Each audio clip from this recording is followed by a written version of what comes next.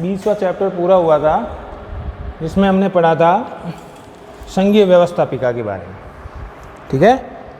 उसके बाद आज हम पढ़ेंगे दूसरा, सरकार का जो दूसरा अंग है वो है आपके संघीय कार्यपालिका, ठीक है।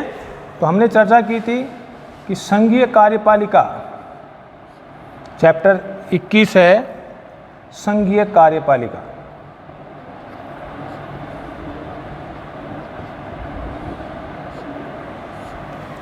तो हमने बात की थी कि संघीय कार्यपालिका में किस किस को सम्मिलित करते हैं।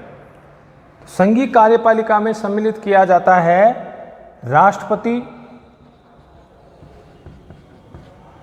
प्लस प्रधानमंत्री और उसकी मंत्रिपरिषद।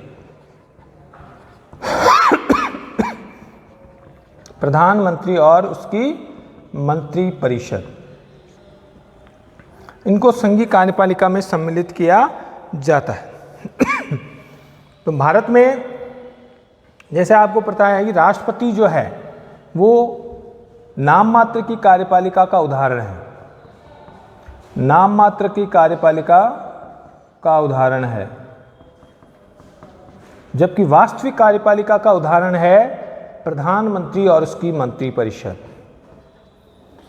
जैसे कि भारत में हमने बात की थी, भारत में संसदात्मक शासन व्यवस्था है। दुनिया में कार्यपालिका और व्यवस्थापिका के संबंधों के आधार पर दो प्रकार की कार्यपालिका होती है, संसदात्मक कार्यपालिका और अध्यक्षात्मक कार्यपालिका।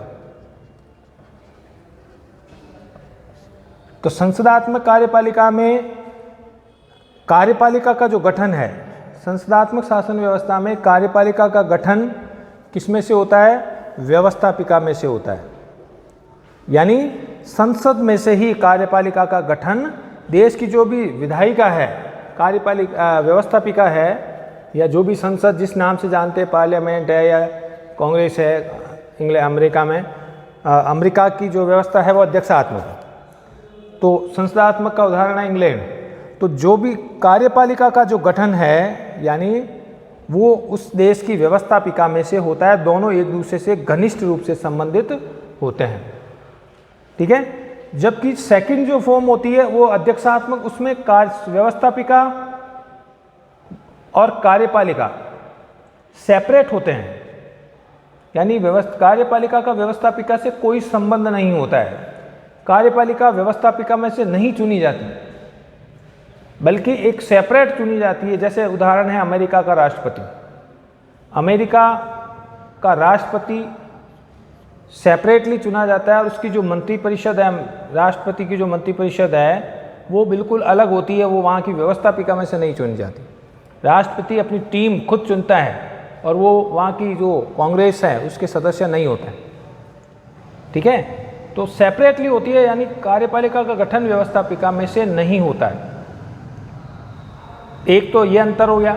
दूसरा अंतर, संसदात्मक में जो है दोहरी कार्यपालिका होती है। एक नाम मात्र की कार्यपालिका, एक नाम मात्र की कार्यपालिका और एक वास्तविक कार्यपालिका। वास्तविक कार्यपालिका तो इंग्लैंड में और भारत में चूंकि संसदात्मक शासन व्यवस्था है, इसलिए यहाँ नाम मात्र का कार्यपालिका का उदाहरण है भारत में राष्ट्रपति। उसके नाम से शासन होता है लेकिन करने वाला कोई और है, प्रधानमंत्री और मंत्रिपरिषद। इंग्लैंड में कहें तो इंग्लैंड में महाराजा या महारानी, राजा या रानी जो है वो वहाँ की नाम मात्र की कार्यपालिका का उदाहरण है। और वास्तविक कार्यपालिका का उदाहरण होता है मंत्रिपरिषद, प्रधानमंत्री व मंत्रिपरिषद। प्रधानमंत्री व मंत्रिपरिषद जो है वो वास्तविक कार्यपालिका का उदाहरण है, अर्थात वास्तव में वही शासन करते हैं। इनके नाम से शासन होता है और करने वाली ये है। इंग्लैंड में राजा या रानी के नाम से शासन होता है, लेकिन करने वाली वहाँ का प्रधानमंत्री और मंत्रिपरिषद है। भारत में राष्ट्रपति के नाम से शासन होता है, लेकिन करने वाला कौन है? प्रधानमंत्री और मंत्रिपरिषद, ठीक है। तो संसदात्मक का और अध्यक्षात्मक में आपको अंतर मैंने पहले भी समझाया था और फिर बता देता हूँ। और भारत में किस प्रकार की शासन व्यवस्था है? संसदात्मक शासन व्यवस्था। तो यहाँ पर ये दोनों विशेषताएं देखने को मिलती है कि कार्यपालिका का गठन किसमें से होता है? व्यवस्थापिका में से, यानी संसद में से होता है। ठीक है, भारत में प्रधानमंत्री और मंत्रिपरिषद किसमें से गठित की जाती है? संसद में से। संसद में से ही चुनी जाती है। जनता संसद के सदस्यों को चुन के भेजती है। लोकसभा के चुनाव जब होते हैं तो लोकसभा के सदस्यों को चुन के भेजती है, और उसी लोकसभा में से जिस पार्टी को बहुमत मिलेगा वो अपनी सरकार बनाएगी, यानी प्रधानमंत्री और मंत्रिपरिषद उसी में से चुने जाएंगे। तो ये इससे एक दूसरे से बहुत घनिष्ठ रूप से जुड़े हुए होते हैं। ठीक है, इसलिए भारत में संस्थात्मक कार्य, तो यहाँ पर एक तो ये विशेषता देखने को मिल रही है आपको कि कार्यपालिका का गठन यानी प्रधानमंत्री और मंत्रिपरिषद का गठन यहाँ की संसद में से होता है। और दूसरी विशेषता भारत में ये भी देखने को मिलती है कि यहाँ नाम मात्र की कार्यपालिका का उदाहरण है राष्ट्रपति, जिसके नाम से शासन होता है। संविधान में सारी शक्तियाँ उसको दी गई है, उसको सौंपी गई है, लेकिन वास्तव में उन शक्तियों का प्रयोग कौन करता है? प्रधानमंत्री और मंत्रिपरिषद। अर्थात वास्तविक कार्यपालिका का उदाहरण होता है प्रधानमंत्री और उसकी मंत्रिपरिषद। ठीक है, तो ये दो विशेषताएं आपको देखने को मिलेगी। ये मैंने इसलिए बताया आपको क्योंकि हम संघीय कार्यपालिका का पढ़ रहे हैं, तो संघीय कार्यपालिका में ये विशेषता होती है कि यहाँ पर राष्ट्रपति जो है वो नाम मात्र की कार्यपालिका होती है। इसलिए राष्ट्रपति को नाम मात्र की कार्यपालिका भी कहते हैं और राष्ट्राध्यक्ष भी कहते हैं। पूरे राष्ट्र का अध्यक्ष होता है वो। ठीक है, उसके नाम से शासन होता है। जबकि प्रधानमंत्री जो है वो वास्तविक में इसको शासनाध्यक्ष कहते हैं। शासनाध्यक्ष यानी शासन का अध्यक्ष होता है, शासन उसके वही करता है। राष्ट्रपति राष्ट्राध्यक्ष होता है, उसके नाम से शासन होता है, पर वास्तव में करने वाला प्रधानमंत्री और मंत्रिपरिषद है, यानी प्रधानमंत्री जो है शासनाध्यक्ष होता है। ठीक है, तो इस चीज़ के बारे में हमने चर्चा कर ली थी।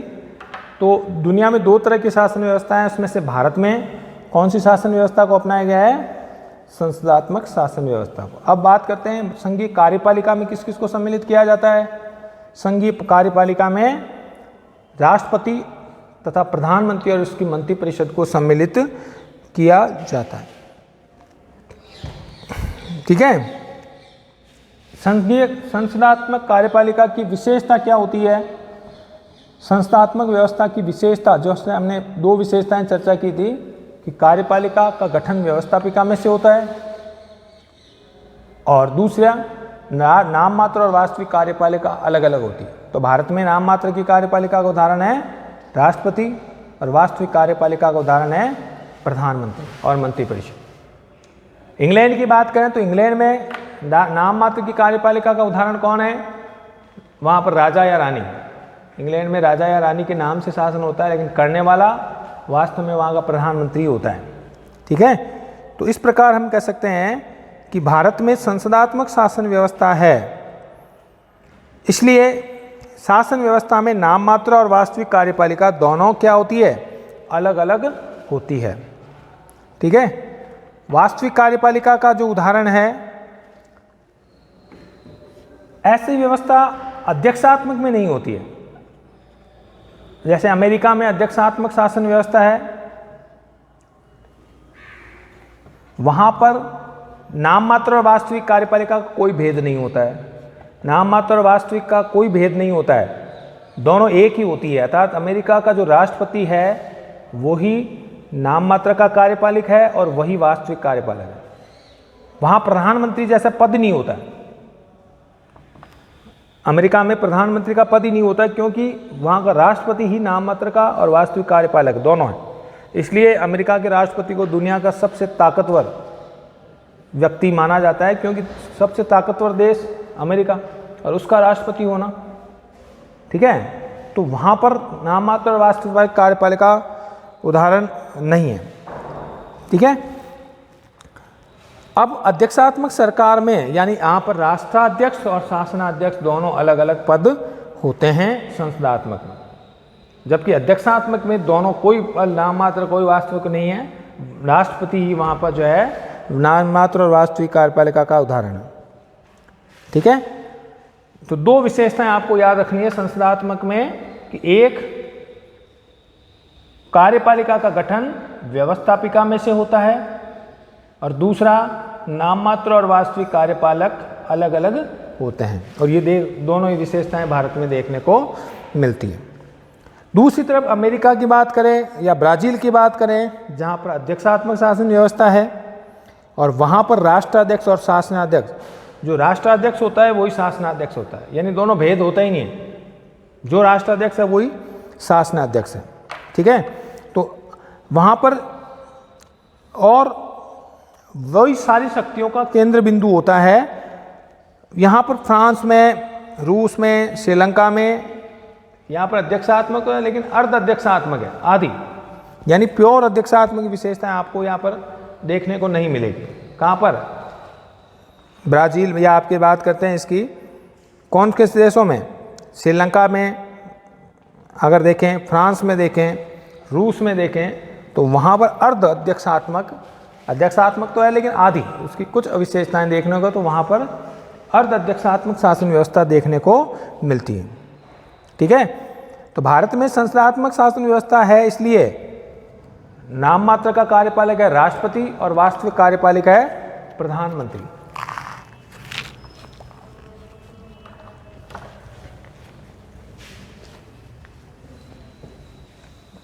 अब आगे की चर्चा करते हैं।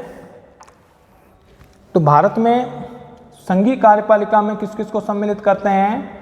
राष्ट्रपति को प्लस प्रधानमंत्री और उसकी मंत्रिपरिषद को, ठीक है। तो राष्ट्रपति की चर्चा करेंगे संघीय कार्यपालिका में। सबसे पहले बात करते हैं अपन राष्ट्रपति की।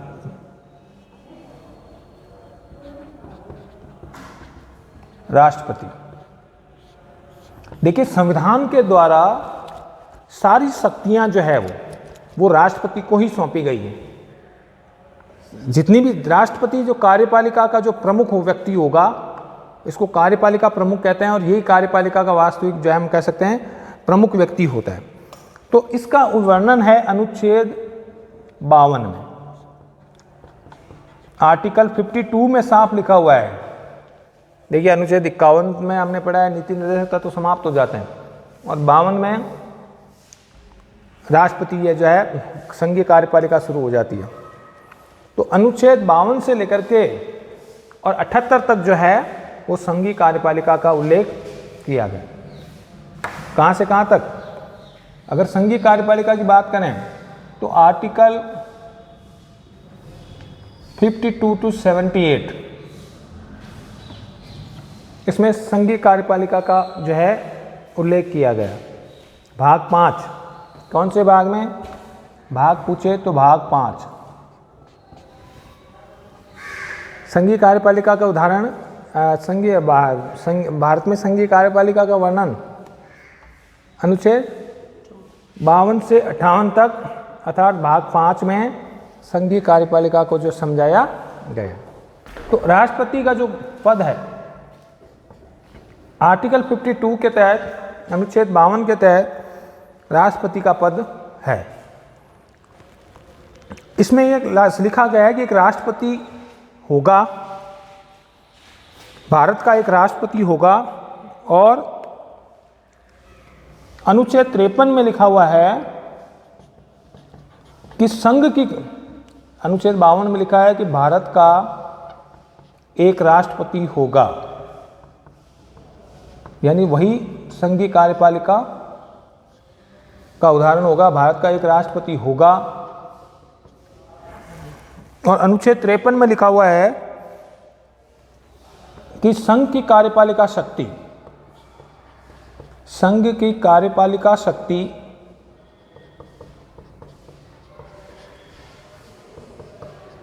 किसमें निहित होगी? राष्ट्रपति में निहित होगी।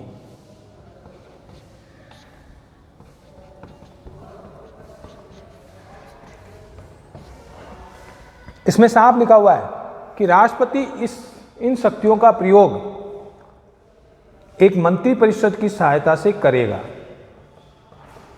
राष्ट्रपति इन शक्तियों का प्रयोग किसकी सहायता से करेगा? मंत्रिपरिषद की सहायता से करेगा, जिसका प्रमुख होगा प्रधानमंत्री। जिसका प्रमुख कौन होगा? प्रधानमंत्री। ठीक है, तो अनुच्छेद 52 और 53 दोनों किसके संबंध में हैं?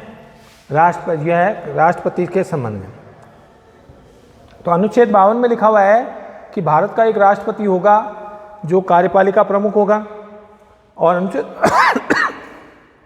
53 में लिखा हुआ है कि संघ की कार्यपालिका शक्ति राष्ट्रपति में निहित होगी, लेकिन साथ में ये भी लिखा हुआ है कि जिसका प्रयोग वह एक मंत्री परिषद की सहायता से करेगा।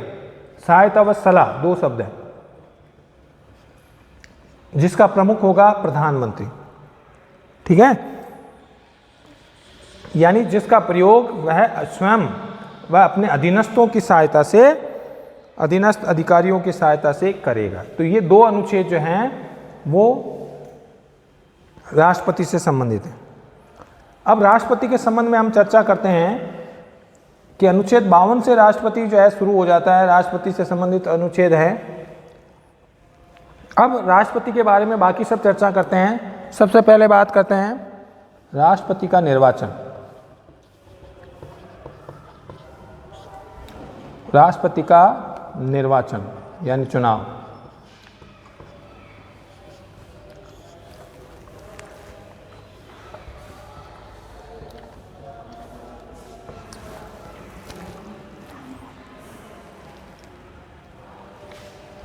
राष्ट्रपति के चुनाव से संबंधित अनुच्छेद हैं अनुच्छेद 54 और वह अनुच्छेद 55।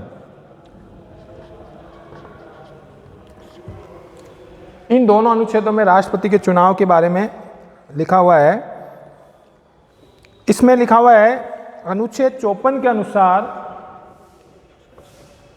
आर्टिकल 54 के अनुसार राष्ट्रपति का निर्वाचन एक निर्वाचक मंडल के द्वारा किया जाता है। राष्ट्रपति का निर्वाचन एक निर्वाचक मंडल के द्वारा किया जाता है। याद रखना है, इंपॉर्टेंट प्रश्न है कि राष्ट्रपति का चुनाव कौन करेगा? एक निर्वाचक मंडल।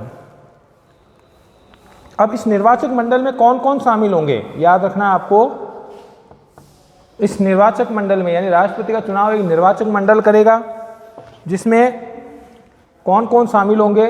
नंबर 1, संसद के निर्वाचित सदस्य। संसद के निर्वाचित सदस्य। अब संसद के निर्वाचित शब्द आया, ध्यान रखना। इसका मतलब संसद कौन? लोकसभा व, अर्थात लोकसभा, कोष्टक में लिख दें लोकसभा व राज्यसभा के केवल कौन कौन से सदस्य? निर्वाचित सदस्य।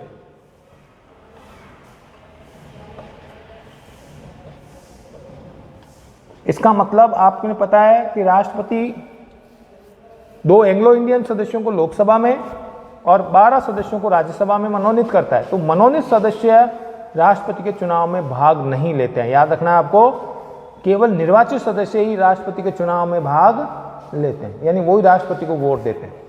तो एक तो निर्वाचक मंडल में किसको शामिल करते हैं? संसद के निर्वाचित सदस्य यानी लोकसभा, इसको अलग अलग सेपरेटली लिख सकते हो आप, लोकसभा और राज्यसभा के निर्वाचित सदस्य। ठीक है।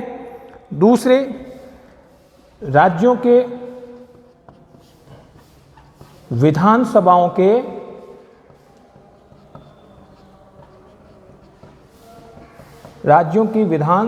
के निर्वाचित सदस्य। इसमें भी निर्वाचित शब्द काम में आया है। राज्यों की विधानसभाओं के निर्वाचित सदस्य, अर्थात अलग अलग राज्यों की जितनी भी 28 राज्य हैं उनकी अलग अलग विधानसभाएं हैं, उन सभी विधानसभाओं के केवल निर्वाचित सदस्य ही भाग लेते हैं, मनोनीत नहीं। कुछ राज्यों में मनोनीत सदस्य भी होते हैं वहाँ की विधानसभाओं में। ठीक है, तो निर्वाचित सदस्य ही भाग लेते हैं, राज्यों की विधानसभाओं के मनोनीत सदस्य भाग नहीं लेते हैं। और तीसरे, इस निर्वाचक मंडल में शामिल किया जाता है केंद्र शासित प्रदेशों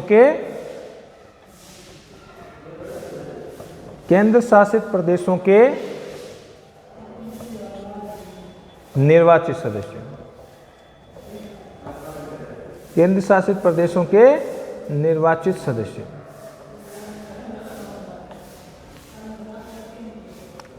ठीक है, तो याद रखना है, इंपॉर्टेंट है ये प्रश्न कि राष्ट्रपति के निर्वाचक मंडल में किस किस को शामिल किया जाता है। या तो डायरेक्ट ये पूछ लें या पूछ लें कि राष्ट्रपति का चुनाव कौन करते हैं। तो राष्ट्रपति का चुनाव अगर पूछे आपसे या निर्वाचक मंडल के बारे में पूछे तो कौन कौन शामिल होते हैं?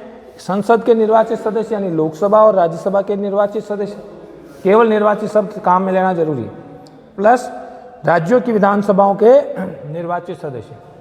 और तीसरा, सभी केंद्र शासित प्रदेश, जो 7 केंद्र शासित प्रदेश हैं, अब वर्तमान में 9 हो गए, तो 7 केंद्र शासित प्रदेशों के निर्वाचित सदस्य राष्ट्रपति के चुनाव में वोट देते हैं। ठीक है, तो ये तो हो गया निर्वाचक मंडल के बारे में। और ये चुनाव पद्धति के बारे में अगर चर्चा करें तो चुनाव पद्धति के बारे में, राष्ट्रपति का जो चुनाव पद्धति उसी तरीके से होती है, चुनाव का तरीका वही है जो राज्यसभा के सदस्यों का चुनाव के लिए होता है। कौन सा? एकल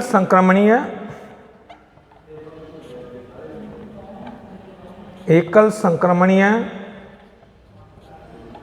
आनुपातिक प्रतिनिधित्व प्रणाली, आनुपातिक प्रतिनिधित्व प्रणाली, इसको भी याद रखना, ये भी इंपॉर्टेंट है। राष्ट्रपति के चुनाव के लिए कौन सा तरीका अपनाया जाता है? सर्वाधिक मतों से जीत प्रणाली नहीं है कि जिसको ज़्यादा वोट मिल गए वो जीतेगा, नहीं। इसके लिए भी वही तरीका है कि एकल संक्रमणीय आनुपातिक प्रतिनिधित्व प्रणाली के द्वारा राष्ट्रपति का चुनाव किया जाता है। ठीक है, वहाँ पर गुप्त वोटिंग होती है राज्यसभा के सदस्य के चुनाव में, लेकिन वहाँ पर जो है खुली मतदान प्रणाली होती है, लेकिन यहाँ पर गुप्त मतदान प्रणाली होती है, गुप्त मतदान के द्वारा होता है। यानी जितने भी सदस्य हैं वो गुप्त रूप से वोटिंग करेंगे। ठीक है, खुले मतदान नहीं बल्कि गुप्त तरीके से होता है। अब इस प्रणाली में होता क्या है? इस प्रणाली में जो वही सदस्य राष्ट्रपति चुना जाएगा जो कुल मतों का 51% मत लाए। कुल मतों का 51% वोट लाना जरूरी है। जैसे सरपंचों वार्ड पंचों के चुनाव या जो एमएलए के चुनाव उस तरह नहीं होते कि जो ज़्यादा वोट मिल गया, चाहे 1 वोट ज़्यादा मिल जाए वो जीता हुआ, ऐसा नहीं। अगर राष्ट्रपति बनना है तो जितने सदस्य उसको वोट डाल रहे हैं उसका 51% मत प्राप्त होने चाहिए, तब वो चुना हुआ माना जाता है, तब वो जीता हुआ माना जाता है। अगर 51% यानी आधे से ज़्यादा प्रतिशत मत अगर नहीं मिले तो वो जीता हुआ नहीं माना जाएगा। ठीक है, अर्थात इस प्रणाली में विजय होने के लिए क्या किया जाता है? कुल डाले गए व्यक्ति मतों का आधे से 1 अधिक, 51% का मतलब फिक्स 51% नहीं, आप कह सकते हो आधे से 1 अधिक, यानी जितने वोट डाले जा रहे हैं उसको उससे एक आधा जो होता है, आधे से 1 मत अधिक प्राप्त करना जरूरी होता है। ठीक है, और इसके लिए एक न्यूनतम कोटा होता है। न्यूनतम कोटा वो प्राप्त करना जरूरी है। अगर न्यूनतम कोटा प्राप्त नहीं करते हो तो वो जीता हुआ नहीं माना जाएगा, याद रखना है। तो आपके लिए राष्ट्रपति का ध्यान रखना है कि राष्ट्रपति से संबंधित अनुच्छेद कौन कौन से हैं? अनुच्छेद 54 और 55। ठीक है, इसके राष्ट्रपति से संबंधित, जिसका अनुच्छेद का मतलब ये नहीं होगा अनुच्छेद जो 52 से शुरू हो जाते हैं, तो राष्ट्रपति से संबंधित जो है अनुच्छेद 52 में कहा गया है कि भारत का एक राष्ट्रपति होगा, और अनुच्छेद 53 में लिखा हुआ है कि संघ की कार्यपालिका शक्ति राष्ट्रपति में निहित होगी, वह उसका प्रयोग स्वयं और अपने जो है मंत्रिपरिषद की सहायता से या अपने अधीनस्थों की सहायता से करेगा। राष्ट्रपति के जो चुनाव का तरीका है, फिर आता है पहला पॉइंट राष्ट्रपति का निर्वाचन यानी चुनाव। अनुच्छेद 54 और अनुच्छेद 55 में राष्ट्रपति के चुनाव के बारे में जो है पद्धति उल्लेखित है। अनुच्छेद 54 और 55 राष्ट्रपति के चुनाव प्रणाली का जो है वर्णन करते हैं। अनुच्छेद 54 के अनुसार राष्ट्रपति का चुनाव एक निर्वाचक मंडल के द्वारा होगा। उस निर्वाचक मंडल में किस किस को शामिल करेंगे? संसद के निर्वाचित सदस्य अर्थात लोकसभा और राज्यसभा के निर्वाचित सदस्य, प्लस सभी राज्यों के विधानसभाओं के निर्वाचित सदस्य, यानी जितने भी 28 राज्य हैं उन सबके निर्वाचित सदस्य और प्लस केंद्र शासित प्रदेशों के निर्वाचित सदस्य, ये तीनों मिलकर के और राष्ट्रपति के चुनाव में वोट देते हैं। ठीक है, फिर आती है राष्ट्रपति के चुनाव की पद्धति। राष्ट्रपति के चुनाव की पद्धति वही है जो राज्यसभा के सदस्यों की है, जिस तरह राज्यसभा के सदस्य चुने जाते हैं। कौन से तरीके हैं? एकल संक्रमणीय आनुपातिक प्रतिनिधित्व प्रणाली। ठीक है, और उसमें गुप्त मतदान होता है, उसमें खुला मतदान होता है लेकिन इसमें गुप्त मतदान होता है, ये याद रखना। अब इसमें जो राष्ट्रपति वही चुना जाता है जो एक न्यूनतम कोटा प्राप्त करता है। ठीक है, अर्थात कुल मतों का जितने वोट डाले जा रहे हैं उसका एक वोट अधिक प्राप्त करने वाला ही राष्ट्रपति चुना जाएगा। तो इस तरह से हमने आज राष्ट्रपति के बारे में पढ़ा था, संघीय कार्यपालिका के बारे में पढ़ा था, जिसमें राष्ट्रपति जो है संघीय कार्यपालिका का वास्तव नाम मात्र का प्रधान होता है और उसमें जो है इस प्रकार सम्मिलित किया जाता है। इसके बारे में हम जो है राष्ट्रपति का जो कार्यकाल है उसके बारे में हम चर्चा करेंगे अगली क्लास में। आज के लिए इतना ही, धन्यवाद।